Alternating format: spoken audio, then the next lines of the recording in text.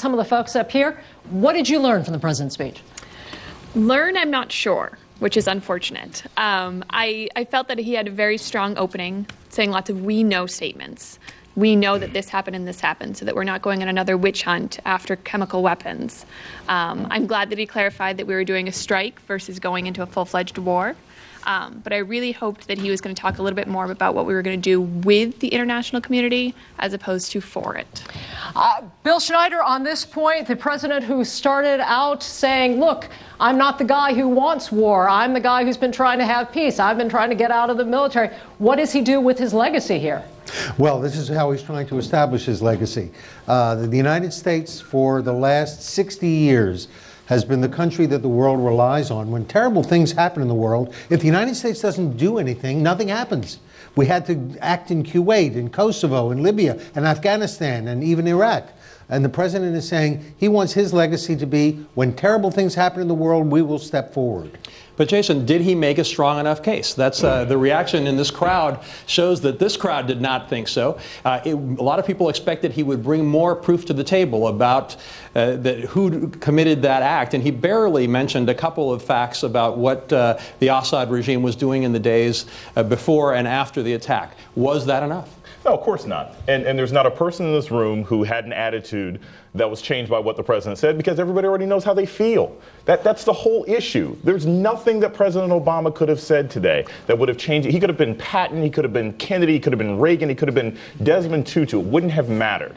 So all he really needed to do today was simply say, this is why I'm going through with asking Congress to begin with. The evidence is already there. I don't really care what the Israelis say. I don't care what the British said. I didn't even care what the U.S. intelligence said. When the Arab League came out and said, we know that Assad used gas, that was enough evidence. So the issue is there. It's just a matter of how we solve it. And he wasn't going to change any mind. But the fundamental problem we face, though, was the president said it's in our national security interest. Well, what is that?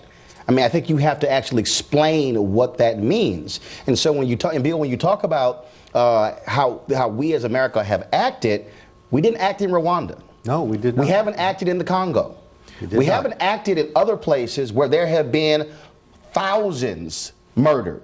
Not 1,400, but thousands. He talked about children. Again, you can make the argument in other countries how they've been affected. So that's part of the problem here. And I've been texting members of Congress, and several of them said, sorry, unmoved. I'm not changed. I'm not voting for this. And isn't part of the problem here that it was a reflection, actually, of the questions? I mean, it seems like a lot of these questions are things that we have heard in all the coverage up to this moment. The real issue here is, and I know this may sound weird, it's not vacillating, but there really is no right or wrong way to vote on this.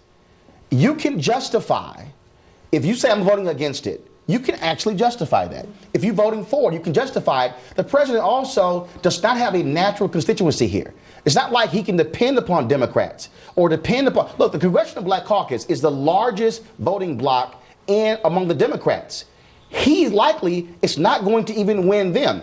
African Americans, his most loyal group, 56% according to the polling data against. That's a problem when you have no natural constituency to lean on. But Bill, the divisions are not just in the Congressional Black Caucus, they're across the board. Of course, the American people 2-1 against this, but the Republicans are dramatically divided between the old guard of John McCain and Lindsey Graham and the Speaker of the House against the Libertarians led by Rand Paul, and the Democrats, again, across the board divided. Have you ever seen this kind of broad-based division? Yes.